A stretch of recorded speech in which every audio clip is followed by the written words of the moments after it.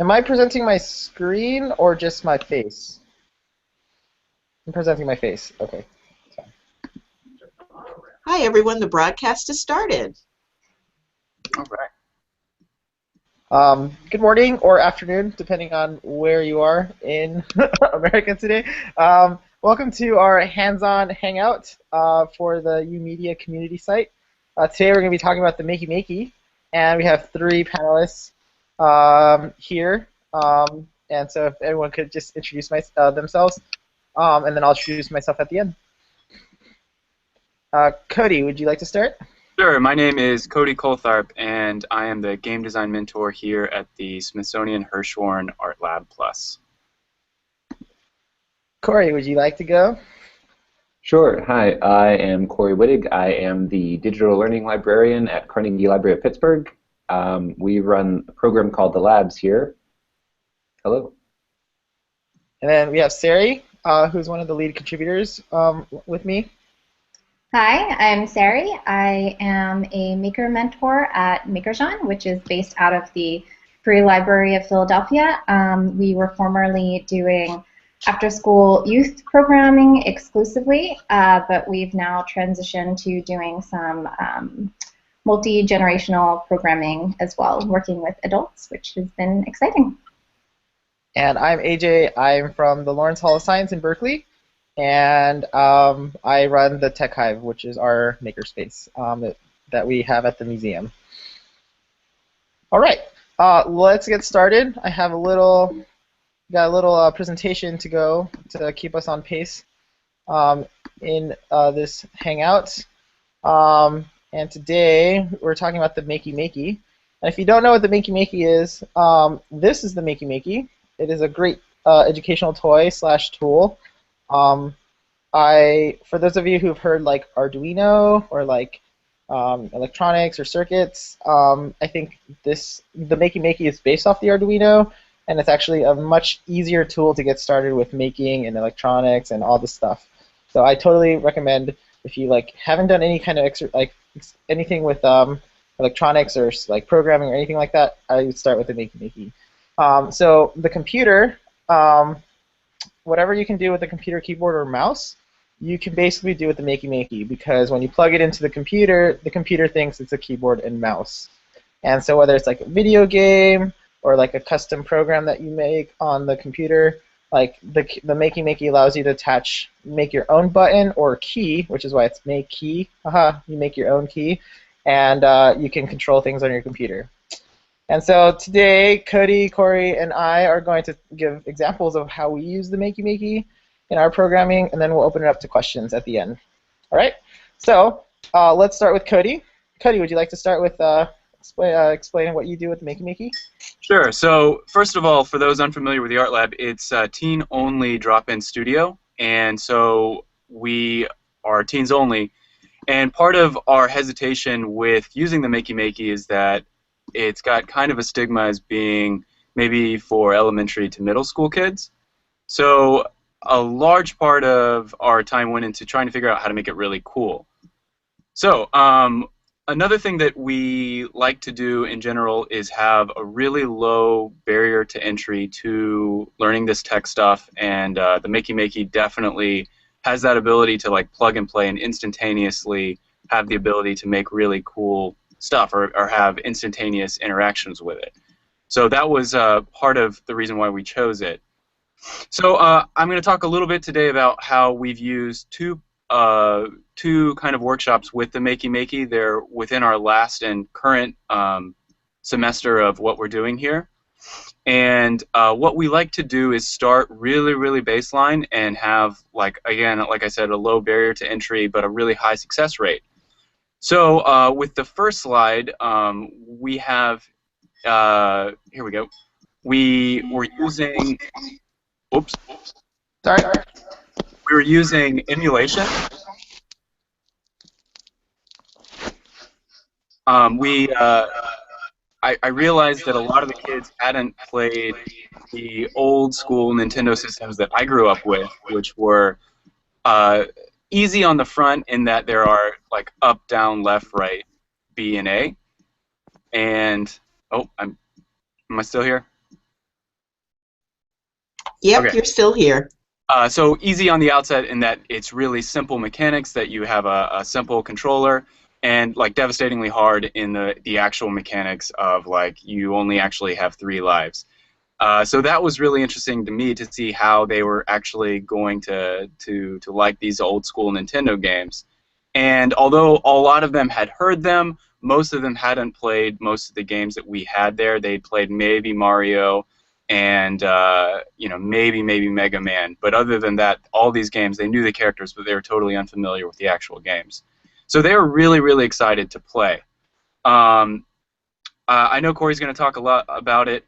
As a kind of a reminder, emulators are slightly illegal unless you have the actual games. So I was going from the concept that I have all these games, so I was emulating the games that I have at home. I didn't download any of the games that I don't already own. So that might be something that your organization needs to think about. But the emulator that we were using is one called OpenEmu, which I believe is openemu.com, so it's OPENEMU.com, or just Google it, you'll find it. And so we were plugging up OpenEmu and playing games with the MaKey MaKey. So the concept was that they were to choose one game that was on the original NES and then design a controller specifically for that character. So a lot of the kids chose Mario, and they were designing controllers directly derived around Mario. Some of them chose Mega Man, some of them chose Samus. A couple of the other kids chose really hard things like Tecmo Super Bowl. So it was really interesting to see them kind of coming from a designer standpoint of reinventing the controller. So it's not just making games, but kind of inventing the controller itself. And so from some of the pictures you can see, one of the girls designed a controller that was like Samus Aran from Metroid's Blaster, where anytime she hit the button connected to the A button, it would blast Samus's actual blaster. Another kid did a question block in Mario, and she had a metal ring around the bottom of it, and anytime you physically had to jump and hit the hanging question block, and that would connect the circuit and allow Mario to jump. And it was really, really hard to do, but they had a lot of fun just physically moving around and jumping and stuff. So I think they really enjoyed that process of redesigning games based on the controllers and designing specific controllers based on characters. So that was the NES version. And for the kids that really, really geeked out on it, we wanted a way for them to kind of level up their skills. So we were using MaKey MaKey with Unity, which for those unaware of it, it's a software development kit that's free for educators. It is professional industry standard. Almost all independent developers are using Unity nowadays. And so it's a definite jump in that barrier to entry where it's a little bit harder to use and a little bit less success rate, but you are working with professional level software. So I tried to make that transition as easy as possible, where we were doing a 2D side scroller, and this is kind of where we are right now with the workshop, where they are drawing their own characters, either starting with pencils and paper or drawing it in Photoshop, and then putting those characters into the game.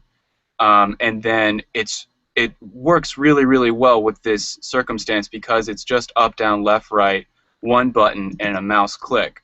So the one button does the jump, and the one mouse click does the fire mechanism. So it maps perfectly out of the box to a MaKey MaKey. So they have this ability to design a very custom 2D game that runs on all different systems. It runs on all the mobile devices, but they have the ability to design all of these different characters without having to do the programming and without having to map all of these difficult programs together. So they're just designing, and then they haven't gotten into it yet. This is the next part, is that they're going to design their own controller for their own character. So I've got some pictures up here of what from the picture you can see what the actual game looks like. On the left is it's called the Unity 2D Platformer.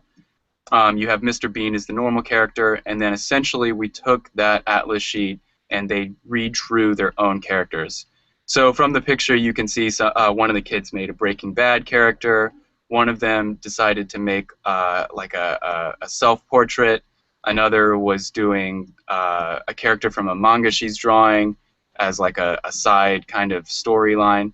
So they've really, really enjoyed making their own characters. And we haven't gotten to the MaKey MaKey part yet, but they're really looking forward to designing their own pads that they can use with these characters that they've created. So that's all I have right now. I have one of the games that they've made in Unity if you guys want to see it. I saw there was an extra slide. I don't know if that's for screen sharing or something like that. Yeah, do you want to share your screen?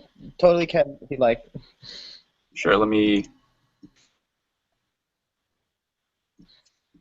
Is that in the control room or? No, it's on the left. Hover to the left. There's a green screen with an arrow. It says screen share, and you can just screen share your whole screen. It's quite easy. Okay, so this is the one where the character was the one that she'd made for her manga. A little bit stretched out here. Oops, wrong game.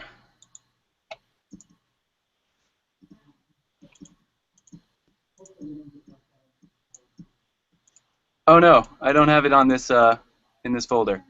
Shucks, I will try to find it while maybe for afterwards once everyone else is done. Sounds good. Totally fine. All right. So, is there anything else you'd like to add, or would you like to pass on and then we'll come back to you? Yeah, let's hear everybody else and then we can maybe do questions or say something else. Sounds good. All right, Corey, why don't you go up next? And then for those of you watching, we'll be switching back and forth between the talking heads and the presentation for so that you can like reference what they're talking about. Okay, thanks, AJ. Yeah, so a lot of the stuff that ArtLab and Cody have done is a lot of what we've done, I guess, with MaKey MaKey. We focused, I'd say, more on the controller creation than game creation at this point. You know, just these things can happen in any order, and it's sort of like you run with what, you know, sort of the inspiration is with the crew that you've got at that time.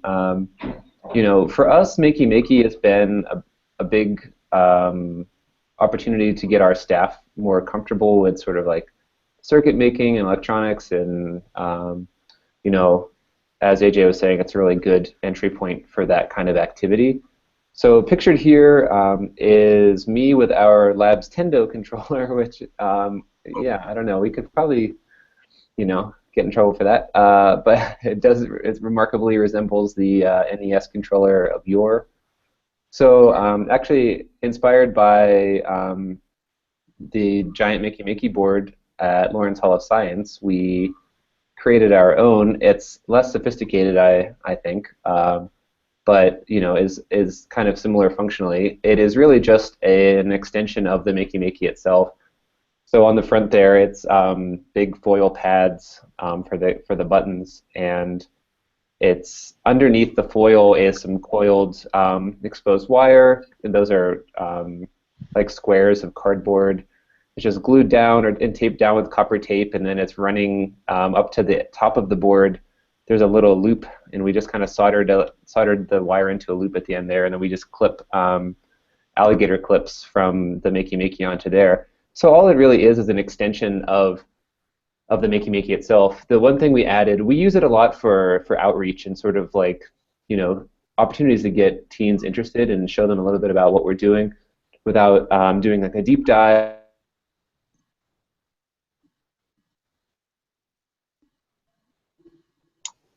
But you know, when we do albums like that, and each we'll set up the Labs Tendo board and, you know, maybe play some games or things like that. We also used OpenEmu, and yeah, you know, it's not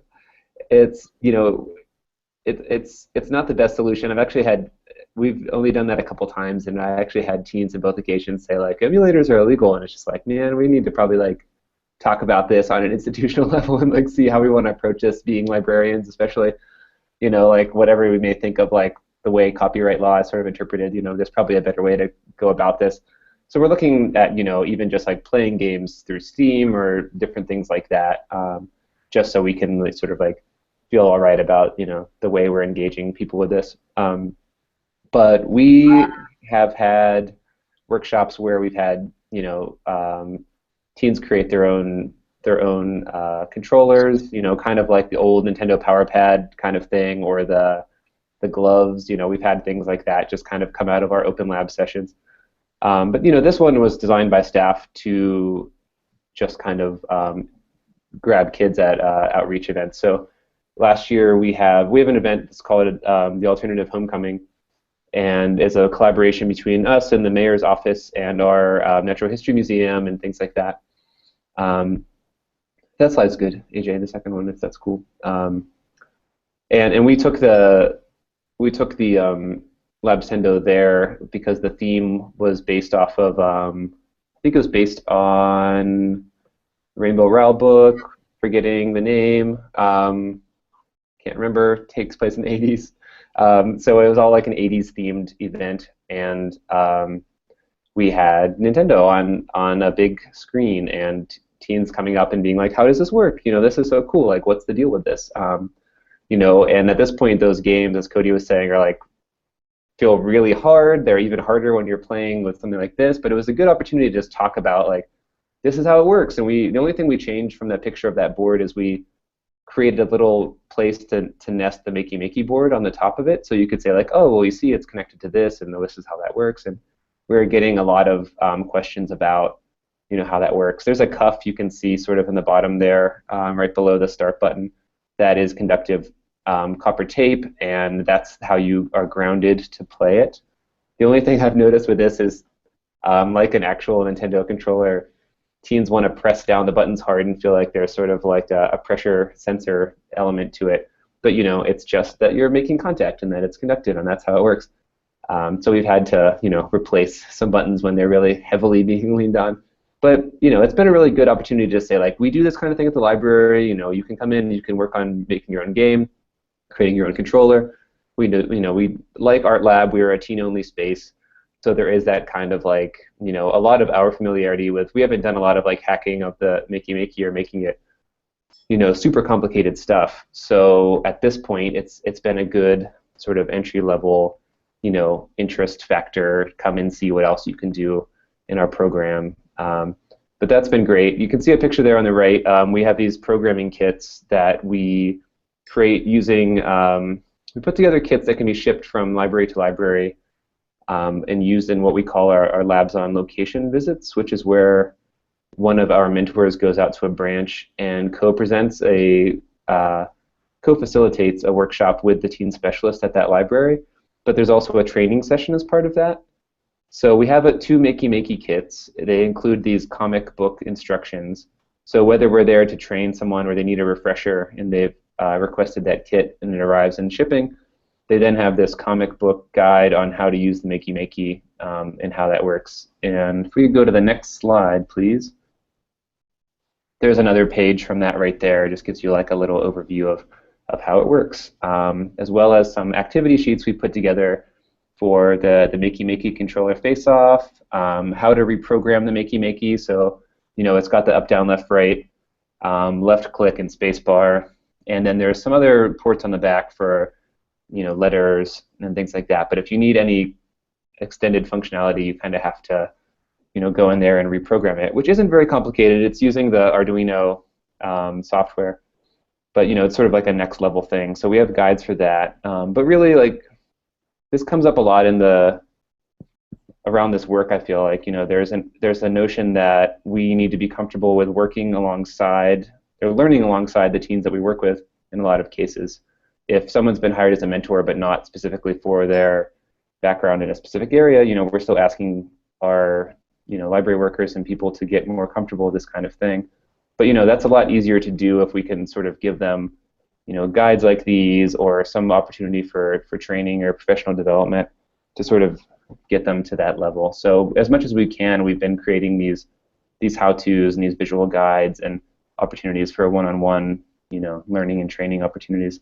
And feels like that is moving the needle a lot for us. I posted a fair amount of this stuff, or Jesse from my program has posted some of this stuff on the community site, but if anybody is looking for specific comic guides or any of these activity sheets, let me know and I'd be happy to post them. That's all I got, unless there are any questions. Awesome. Thank you. Let's go to the next slide. Oh, I guess that's me. All right, so our teens helped us make a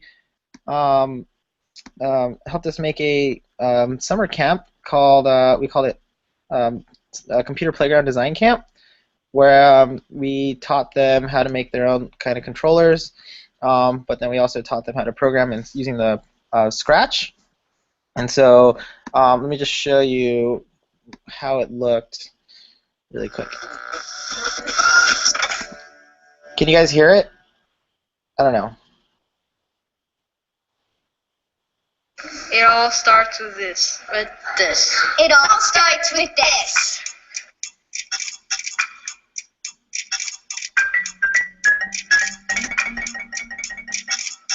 How does it work? Well, when you press the button, the two tinfoil sides complete a circuit. And it sends a signal through these wires up to whatever they're connected to, which we like to use alligator clips and then connect them up to something called the MaKey MaKey. Yeah, which helps us with projects on Scratch. Okay, let's hope that did it.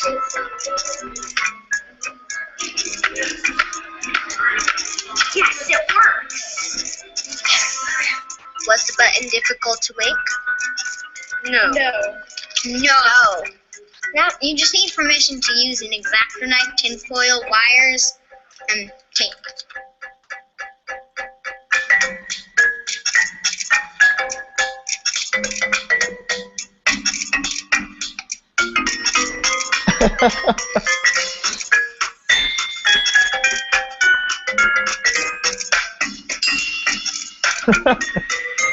What can you make with Scratch, MaKey MaKey, and the buttons?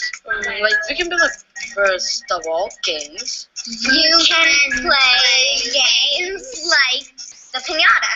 A digital pinata is basically a pinata, but it's digital. So you can draw and make it say pow and do whatever kind of noise you want.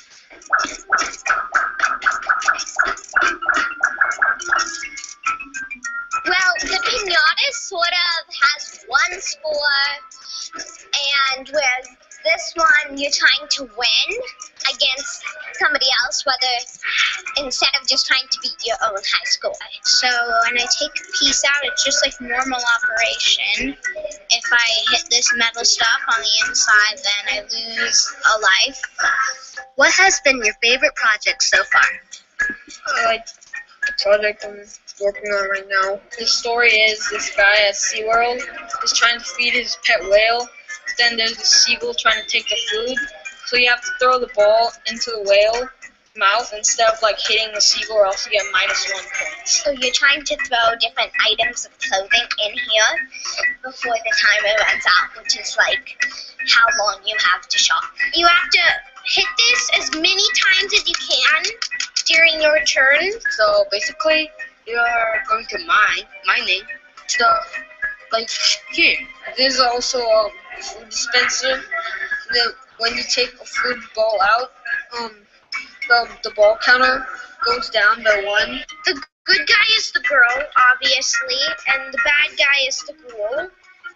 Also, obviously, when you find the rainbow diamonds, you go to another stage where you have to connect all of the pieces of the diamond into a puzzle, and once you complete the puzzle, it closes a circuit and it tells you you're done. We are working hard to get our games done in time for the opening of our arcade. I hope we can do it.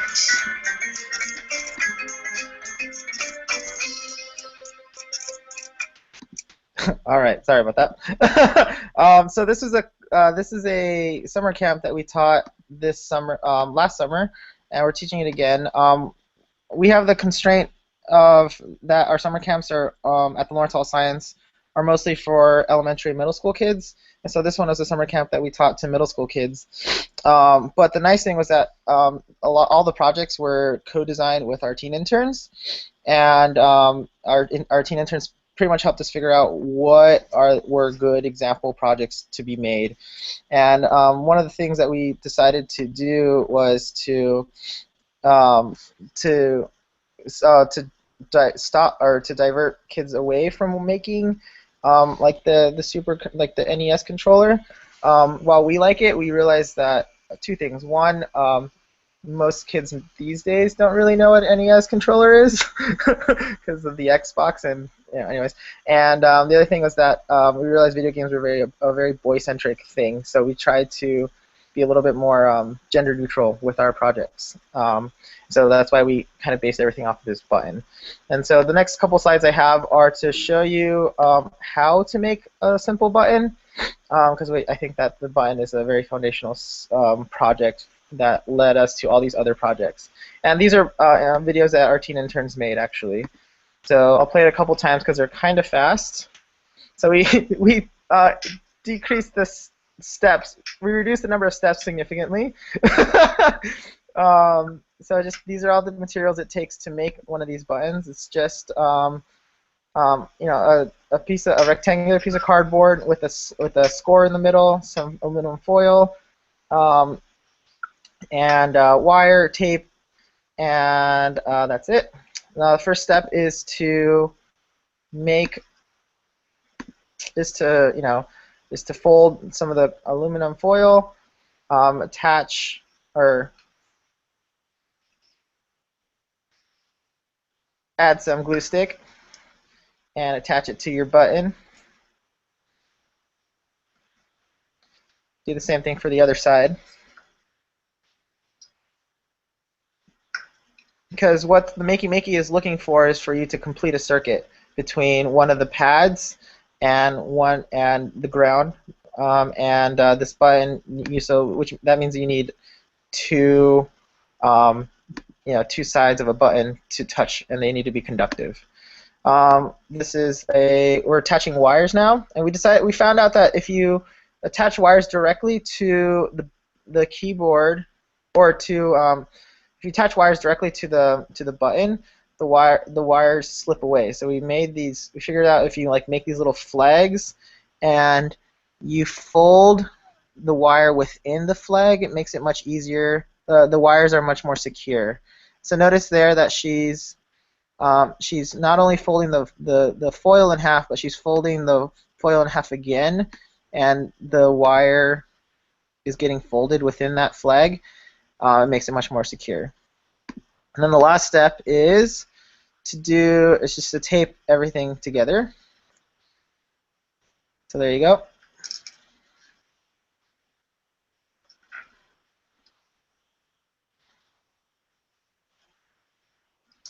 And now you could actually, ta-da, and that's it. I'll show it one more time.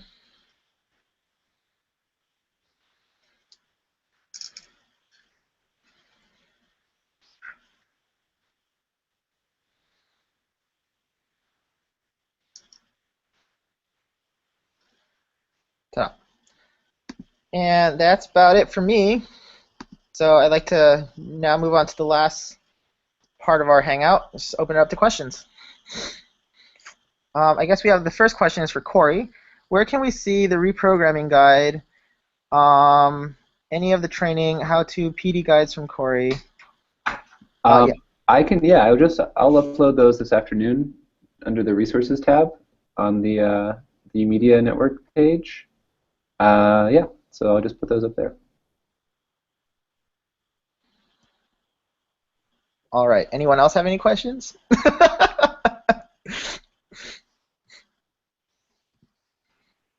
I have a question. It's sort of a technical question, and it might be a silly one. So I've been thinking about doing some more physical games with the MaKey MaKey, and AJ, it looks like some of the kids were doing something similar with the buttons. where they were creating games where there was a ball used or something like that to trigger the button and tally up points or whatever else.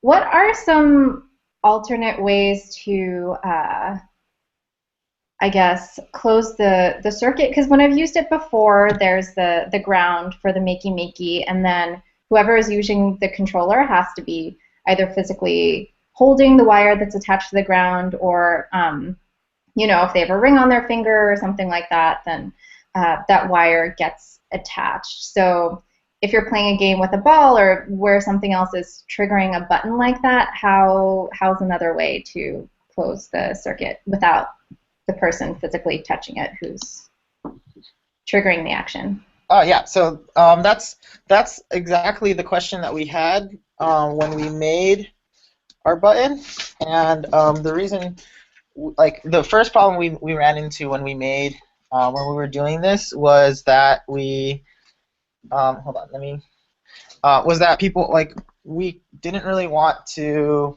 have to attach like a piece of wire to every single person who comes to interact with our hold on, with the MaKey MaKey. So instead of having like, here, hold this, wrap this grounding wire to you and then touch this pad, we decided to ingrain it all in this button. So here's another button we have.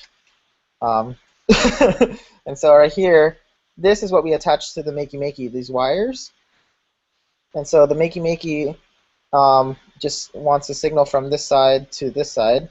And usually it's what happens, someone holds this and then they touch this side, right?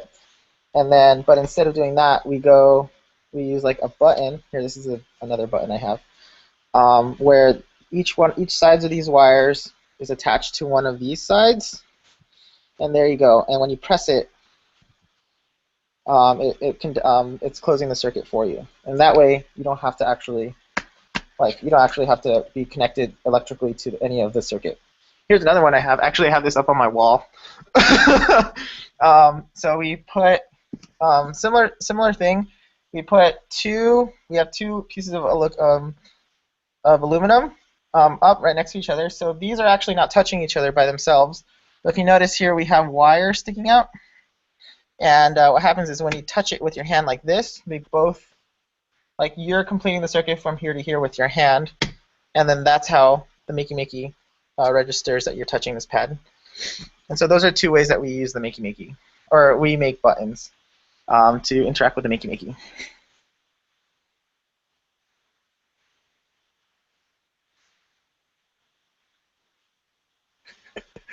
Any other questions?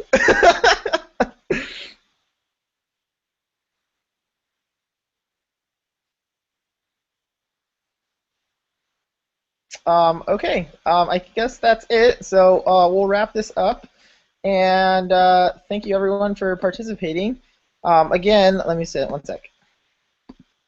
Again, we have all of our information can be found on our YOUmedia site. If you go to community.youmedia.org, you can find all of these resources on this site. And if you have any other questions, you can post your questions on the discussion board, and one of us will answer it or link you to the appropriate resource. And that's it. If you have any other questions, please feel free to contact us. My email is ajalmaguer@berkeley.edu. And thanks again. We're signing out.